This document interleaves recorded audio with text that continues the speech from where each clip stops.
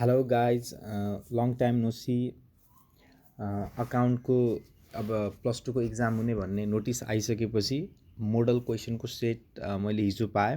So यो model क्वेसनको set म तिमीहरूलाई सेन्ड गरिदिन्छु सल्भ गरेर, जसले गर्दा केही हेल्प मिलोस्। अझ पनि केही प्रब्लम बिचमा आउँछ भनेपछि चाहिँ मलाई फ्री टु कन्ट्याक्ट गर्न नबिर्सिनु, म सक्दो हेल्प गरौँला। अब धेरैले क्वेसनहरू बिर्सिसकेको होला, त्यही कारणले गर्दा यसलाई म आज चाहिँ थ्योरिटिकल पोर्सन लिइरहेको छु। भोलिसम्म हामी यसको कम्प्लिटली सल्भ पेपरमा पठाइदिन्छु 40 मार्क्सको। त्यही पनि अझ के प्रब्लम भयो भने चाहिँ बिचमा चाहिँ कन्ट्याक्ट गर्न नबिर्सिनु होला, किनकि चाहिँ अब लङ टाइम यत्रो 8-8 महिना लकडाउनले गर्दा धेरैको दिमाग उडिसकेको होला, उस्तै पनि दिमागबाट उत्रिसकेको होला। सो हामी स्टार्ट गरौँ। थ्योरिटिकल पोर्सनमा चाहिँ पेपर पनि म एट्याच गरिदिउँला। यसमा फर्स्टमा सोधिएको थियो कि difference between private company and public company, जसलाई मैले आफ्नै ल्याङ्ग्वेजमा सिम्पल तिमीहरूलाई बुझ्न सजिलो होस् भनेर यहाँ लेखिदिएको छु र बुझाउन सजिलो होस् भनेर। यसलाई सो प्राइभेट कम्पनी भन्नाले कुन कम्पनी? प्राइभेट भन्नाले जसमा चाहिँ लिमिटेड मान्छेहरू ओनरसिप लिन्छन्, जसमा चाहिँ धेरै पब्लिकहरू हुँदैनन्, एट्याचमेन्टमा हुँदैन, त्यस्तो कम्पनीलाई हामी के भन्छौँ? Private company. यहाँ सिम्पली भनिदिएको छ company which do not issue shares to the public. Public भन्नाले यहाँ जनरल पब्लिक हैन, मास बेसलाई चाहिँ सेयर इस्यु सेयर दिनु भनेको त ओनरसिप दिनु हो। सो ओनरसिप नदिएर सर्टेन पर्सन ग्रुप पर्सनमा चाहिँ त्यो कम्पनीको ओनरसिप लिनुलाई नै हामी त्यस्तो कम्पनीलाई के भन्छौँ? प्राइभेट कम्पनी भन्छौँ हैन, जसले कुनै पनि सेयर इस्यु गर्न पाउँदैन पब्लिकलाई, आफै मिलेर गर्न पाइयो हैन। त त्यस्तो कम्पनीलाई हामी के भन्छौँ? प्राइभेट कम्पनी भन्छौँ। सो यो कम्पनीको सेयर चाहिँ ट्रान्सफरेबल हुँदैन, बेच्न पाइँदैन। जस्तै मानौँ हामी 5-7 जना प्राइभेट कम्पनीको पार्टनर छौँ, 5-7 जना कम्पनीको पार्टनर छौँ भने चाहिँ हामीले आफ्नो सेयर आफै बेच्न पाउँदैनौँ फ्रिली, पब्लिक अरू कसैलाई पनि बेच्न पाइँदैन सहमति नलिएर है। त्यो बिचमा ग्रुप डिस्कसन नगरेर सबैको अनुमति नलिएर आफ्नो सेयर बेच्न पाइँदैन। पब्लिक कम्पनीमा के हुन्छ? पब्लिक कम्पनीमा मेरो मर्जी, म जसलाई पो त्यो सेयर बेचिदिउँ, यहाँको मान्छे उत्तरको मान्छेलाई बेचिदिउँ, चाइनालाई बेचिदिउँ, इन्डियालाई बेचिदिउँ, केही फरक पर्दैन। तर प्राइभेट कम्पनीमा चाहिँ सेयर चाहिँ बेच्न पाइँदैन। तिमीहरू 5-7 जना पार्टनर छौ भने पनि बेच्न पाइँदैन अरूको युनामिनियस अथोरिटी नलिएर है, सबैलाई सोधेर बेच्नुपर्ने हुन्छ। सो यो कम्पनीमा चाहिँ प्राइभेट कम्पनीमा सेयर चाहिँ फ्रिली ट्रान्सफरेबल हुँदैन, बेच्नै पाइँदैन अरूलाई, अरू पार्टनरको अनुमति नलिकन। सो धेरै गाह्रो छ यसमा। सो प्राइभेट कम्पनी चाहिँ मिनिमम मेम्बर्स, त प्राइभेट कम्पनी खोल्नलाई मिनिमम मेम्बर्स 2टा चाहिन्छ। उस्तै नेपालमा त 1 जना भए पनि भइहाल्छ। अब इक्जाममा तिमी 1 लेख्छौ या फिर 2 लेख्छौ, केही फरक पर्दैन। कम्पनी एक्ट अनुसार त 1 जनाले पनि खोल्न पाउँछ नेपालको कन्टेक्स्टमा। प्र्याक्टिकली मिनिमम मेम्बर्स कति चाहियो? हामीलाई 2 चाहियो, र म्याक्सिमम धेरै बुकमा 50 दिएको होला। अहिले यो ल चेन्ज भइसक्यो, म्याक्सिमम 100। तिमीहरूको बुकमा सायद 50 नै हुनुपर्छ मेरो विचारमा, पुरानो हो, जो हामीले पनि 50 नै पढेको थियौँ। अहिले यसको म्याक्सिमम नम्बर 100 गरिसक्यो है। सो प्राइभेट कम्पनी खोल्नलाई मिनिमम 2 म्याक्सिमम 100, त्योभन्दा बढी पार्टनरहरू राख्न पाइँदैन। डाइरेक्टर अथवा बिजनेसमा पार्टनरहरू इन्भल्भ गर्न पाइँदैन।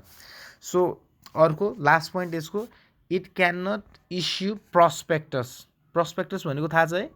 प्रस्पेक्टस भन्नाले जो कम्पनीको ब्याकग्राउन्ड हुन्छ, कसले यो कम्पनी खोलेको, यो कम्पनीको हिस्टोरी कस्तो, यो डाइरेक्टरहरूले कस्तोले खोलेको हुन्, यो कम्पनीको मेन बिजनेस के हो, त्यसको बारेमा बताउने डकुमेन्टलाई हामी के भन्छौँ? प्रस्पेक्टस भन्छौँ है। सो सेयर नै इस्यु गर्न पाउँदैन त प्रस्पेक्टस इस्यु गर्ने कुरै भएन। समझमा आयो? त्यही कुरा लेखिदिएको छ, it can not issue prospectus for issuance of share. So it can not issue the prospector because it can not issue the share. त सेयर इस्यु गर्न पाउँदैन, अझै प्रोस्पेक्टस इस्यु गर्ने कुरै हुँदैन। त्यही पोइन्टलाई मैले अझ डबल लेख्न पाइयोस् भनेर इक्जामको पोइन्ट अफ भ्यूबाट गरिदिएको मात्रै। यसको ठ्याक्क अपोजिट अनि पब्लिक कम्पनी बनाएको छ। हेर्नुहोस् यसको डेफिनेसनमा, the company which do not issue the share to the public, यहाँ ठ्याक्क त्यसको अपोजिट होला, the company which issues shares to the public known as public company. ठ्याक्क अपोजिट, जुन प्राइभेट होइन त्यो पब्लिक हो। The company which is not private is known as public company, यो डेफिनेसन पनि लेख्न पाइयो। सो ठ्याक्क अपोजिट, यसमा सेयर इस्यु गर्न पाइँदैन, यसमा सेयर इस्यु गर्न पाइन्छ, एउटा पोइन्ट। दोस्रो, the shares are not freely transferable, यसमा सेयर कसैलाई बेच्न पाइँदैन, यसमा जसलाई पनि सेयर्स बेच्न पाइन्छ, जसलाई पनि, जसको मलाई सेयर मार्केटबाट बेच या फिर जताबाट बेच है। त्यस्तै थर्डमा, मिनिमम मेम्बर्स पब्लिक कम्पनी खोल्नलाई कतिजना चाहिन्छ? मिनिमम 7 है। त मिनिमम मेम्बर्स कति छ? 7। म्याक्सिमम अनलिमिटेड, 1,00,000 सेयर होल्डर होस्, 2 लाख होस्, 1 करोड होस्, 2 करोड मेम्बर्स होस्, 2 करोडजना मान्छे होस् त्यो माथि म्याक्सिमम अनलिमिटेड जति पनि हुनसक्छ र लास्टमा ठ्याक्क यसले प्रोस्पेक्टस प्राइभेट कम्पनीले प्रोस्पेक्टस इस्यु गर्न पाइन्थेन, यसले प्रोस्पेक्टस इस्यु गर्न पाउँछ। बस इट क्यानट इस्यु प्रोस्पेक्टस लेखेर यति पोइन्ट। अब यो एक्जाममा यति लामो चाहिँ लेख्नु पर्दैन, माथिको कुनै दुईवटा पोइन्ट दुईवटा पोइन्ट। अब 2 नम्बरमा तिमीहरूले म्याक्सिमम 2टा पोइन्ट, माथिको प्राइभेटको 2टा पब्लिकको 2टा। मैले खालि यो फर्दर एक्सप्लेन गरिदिएको दिमागमा अलिकता जाओस् भनेर है। अब त्यस्तै क्वेसन नम्बर 2 थियो। क्वेसन नम्बर 2 छ हाम्रो question number 2 funds from operation. Funds from operation मैले जसले क्लास लिनुभएको थियो उसको लागि चाहिँ एकदम इजी हुनुपर्ने। फन्ड्स फ्रम अपरेसन, अपरेसन हुनाले मेरो बिजनेसको एक्टिभिटी है, म के को बिजनेस, जस्तै म सम्झाउँछु जुत्ताको कि चिनीको कि अथवा फर्निचरको। त फर्निचरको बिजनेस छ भने चाहिँ मैले कहाँबाट मात्र कमाउनु पऱ्यो, फर्निचर बिजनेसबाट कमाउनु पऱ्यो। कार बिजनेस छ भने चाहिँ मैले कारबाट कमाउनु पऱ्यो। सो फन्ड्स भनेको पैसा अथवा प्रफिट्स। त प्रफिट कहाँबाट कमाउनु पऱ्यो, आफ्नो अपरेसन जसको लागि बिजनेस खोलेको, अरू इन्कम हुँदैन। फर इक्जाम्पल मेरो एउटा कारको बिजनेस छ, मैले कमिसनबाट इन्कम कमाउनु भएन हैन, अथवा ब्याङ्कमा राखेको ब्याजबाट पैसा कमाउनु भएन, त्यस्तोलाई हामी नन अपरेटिङ इन्कम भन्छौँ, अपरेटिङ भन्दैनौँ। मेरो मेन बिजनेस एक्टिभिटी भन्दैन, मेरो मेन बिजनेस एक्टिभिटी त्यो कार बेचेरै कमाउनु पऱ्यो। समझमा आयो? सो फन्ड फ्रम अपरेसन त्यही लेखिदिने हो, दोज प्रफिट्स अथवा those money which have earned by business. कसले अर्न गरे आउनु पऱ्यो, बिजनेसले अर्न गरे आउनु पऱ्यो। कहाँबाट त, from it's main business activity, जसको लागि त्यो बिजनेस खोलिएको हो त्यही बिजनेस एक्टिभिटीबाट कमाएको हुनु पऱ्यो। त त्यस्तो इन्कमलाई हामी के भन्छौँ, फन्ड्स फ्रम अपरेसन। अनि it can be calculated from the following way. यो त तिमीहरूलाई मैले त्यो हिसाब गर्दा जो प्र्याक्टिकल छ नि यो कुरा पनि इक्जाममा बताइदिएपछि धेरै राम्रो। यो मैले गराएको छ अलरेडी। यो तिमीहरूले जति पनि हिसाब सल्भ गरिरहेको थियो, नेट प्रफिटमा ठ्याक्क अपोजिट काम गर्ने, अपरेटिङ एक्सपेन्सलाई एड गर्ने, नन अपरेटिङ इन्कमलाई लेस गर्ने। किन गर्ने भन्दा नेट प्रफिटमा हाम्रो यो दुइटै कुरा अलरेडी इन्क्लुड भइसकेको छ। यो मैले सम्झाएको थियो, यो दुइटा कुरा इन्क्लुड भइसकेको छ, त्यसले हामी नन अपरेटिङ पार्टलाई हटाइरहेछौँ। नन अपरेटिङ एक्सपेन्स पहिला घटाइएको, त्यसलाई एड गरेर त्यसको नलिफाई गर्यो। त्यस्तै नन अपरेटिङ इन्कम पहिला एड भएको थियो, अहिले त्यसलाई लेस गरेर त्यसको इफेक्ट पनि नलिफाई गर्छौँ। सो फन्ड फ्रम अपरेसन भन्नाले के होइन, नर्मल कोर्स अफ बिजनेसमा रेगुलर बिजनेस एक्टिभिटीबाट कमाएको फन्डलाई नै हामी के भन्छौँ, फन्ड्स फ्रम अपरेसन भन्छौँ। सेकेन्ड पनि सकियो। थर्डमा सोधिएको थियो भेरिएबल कस्ट र सेमी भेरिएबल कस्टको डेफिनेसन। भेरिएबलको अर्थ नि के हुन्छ, चेन्ज हैन। भेरिएबलको हुन्छ कस्तो भेरिएबल चेन्ज छ, भेरी गर्छ मान्छे भन्छ नि, भेरीको अर्थ नै हुन्छ चेन्ज। सो भेरिएबल कस्ट भन्दा सिम्पल छ, त्यस्तो cost, those cost which changes as the production as the production increases भन्दा यसलाई चेन्जेस गर्नु होला, as the production changes, increases नभन्दा। Those cost which changes in same proportion as the production changes are known as variable cost. Production बढ्यो भने चाहिँ cost पनि बढ्ने, प्रोडक्सन घट्यो भने चाहिँ कस्ट पनि घट्ने, त्यस्तो कस्टलाई हामी के भन्छौँ, भेरिएबल कस्ट। फर इक्जाम्पल मलाई एउटा कुर्सी बनाउन 20 रुपियाँ लाग्छ भने दुईवटा कुर्सी बनाउन कति लाग्छ, 40 रुपियाँ। तीनवटा कुर्सी बनाउन कति लाग्छ, 60 रुपियाँ। So this is variable cost. अब मानौँ मलाई 10वटा कुर्सी बनाउन 100 रुपियाँ लाग्छ, त 5वटा कुर्सी बनाउन कति लाग्ला, 50 रुपियाँ लाग्ला, ठ्याक्क हाफ हैन। प्रोडक्सन घट्यो त कस्ट पनि घट्यो, प्रोडक्सन बढ्यो त कस्ट पनि बढ्यो। सो त्यस्तो कस्टलाई हामी के भन्छौँ, भेरिएबल कस्ट। सो त्यस्तै मेटेरियल, यसको इक्जाम्पलमा के गर्छ, मेटेरियल, लेबर र डाइरेक्ट एक्सपेन्सेसहरू यसको इक्जाम्पल चाहिँ एक्जाममा आउँछ भने चाहिँ इक्जाम्पल जहिले पनि बताउने है। इक्जाम्पलले तिमीहरूको प्र्याक्टिकल नलेजलाई यसले बताउँछ। त्यसैले इक्जाम्पल डेफिनेसन मात्र लेखेर हुँदैन, इक्जाम्पल आउँछ नि जहिले पनि इक्जाम्पल दिएरै आउनुपर्छ, त्यसले प्र्याक्टिकल नलेजको एपियरेन्स सो गर्छ। सो सेमी भेरिएबल कस्ट भन्दा नाम छ सेमी, सेमीको मतलब आधा हुन्छ, सेमी सर्कल। सेमीको अर्थ नै के हुन्छ, हाफ। त हाफ भेरिएबल छ, त हाफ के छ, फिक्स छ। कस्ट दुईवटा टाइपको नेचरको कस्ट हुन्थ्यो, एउटा फिक्स्ड हुन्थ्यो, एउटा भेरिएबल हुन्थ्यो। सो एमा आधा भेरिएबल छ भनेपछि चाहिँ के भयो, आधा के हुने भयो, फिक्स्ड हुने भयो। सो त्यही भनिदिने, त्यस्तो कस्ट जसले दुइटैको क्यारेक्टर देखाउँछ, दुइटैको क्यारेक्टर अथवा दुइटैको फिचर्स अथवा दुइटैको प्रपर्टिज देखाउँछ। फिचर्स भन्नु अथवा प्रपर्टिज भन्नुहोस्, जे लेख्दा पनि हुन्छ। जसले दुइटैको क्यारेक्टर देखाउँछ, जसको दुइटैको फिचर्स देखाउँछ अथवा दुइटैको प्रपर्टिज देखाउँछ।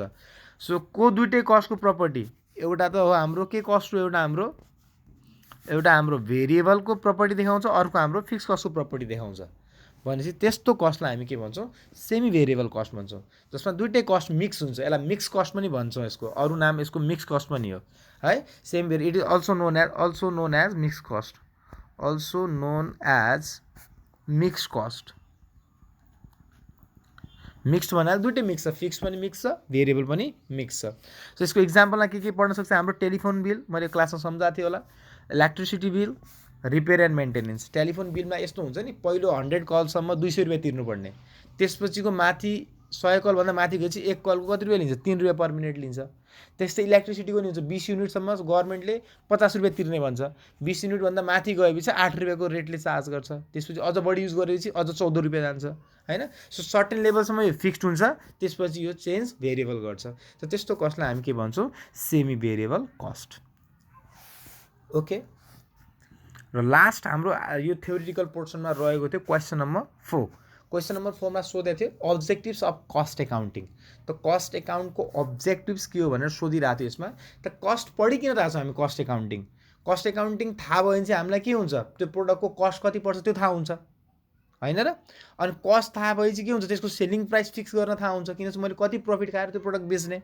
हैन त यसले केमा हेल्प गर्छ कस्ट एकाउन्टिङ भन्ने डिसिजन मेकिङमा हेल्प गर्छ यही तीनटा दुईटा सोधेको थिएँ मैले तीनटा लेखिदिएछु जो प्र्याक्टिकली प्रुभ हुन्छ सो कस्ट एकाउन्टिङ पढ्नुको मेन उद्देश्य के हो त हाम्रो अब्जेक्टिभ्स के हो त है सो पर्पज के हो त so determine cost of the product अथवा सर्भिसेस जस्तै म कस्ट किन पढिरहेको छु भन्दाखेरि त्यो प्रोडक्टको मोमो बनाइरहेको छु मोमोको कस्ट त थाहा हुनु पऱ्यो मैले कतिमा मेरो लागि कस्ट पर्छ भनेर फर्निचर बनाइरहेको छु त्यसको फर्निचरको कस्ट त थाहा हुनु पऱ्यो सो कस्ट एकाउन्टले के हेल्प गर्छ यसमा मेटेरियल कति लाग्यो लेबर कति लाग्यो भेरिएबल ओभरहेड कति लाग्यो अफिस ओभरहेड कति लाग्यो सेलिङ कति लाग्यो सबै कुराहरू भनिदिन्छ त्यहाँबाट डाटा कलेक्ट गर्छ हामी त्यो कस्ट के गर्छौँ क्यालकुलेट गर्छौँ to determine the cost of the product त कस्ट एकाउन्टिङको पर्पज नै के हो कुनै पनि प्रोडक्टको के निकाल्नु हो कस्ट निकाल्नु हो सेकेन्डमा एक्चुअली कस्ट आए चाहिँ हामीलाई के थाहा हुन्छ सेलिङ प्राइस फिक्स गर्न सक्छौँ अब मैले मानौँ मेरो मोमोको कस्ट आइरहेको छ 80 रुपियाँ म यसमा 50 रुपियाँ प्रफिट एड गर्छु त्यो मोमोलाई कतिमा बेच्छु 130 मा सो सुरुमा कस्ट थाहा भएपछि म त्यसमा आफ्नो सर्टेन मार्कअप अथवा सर्टेन प्रफिट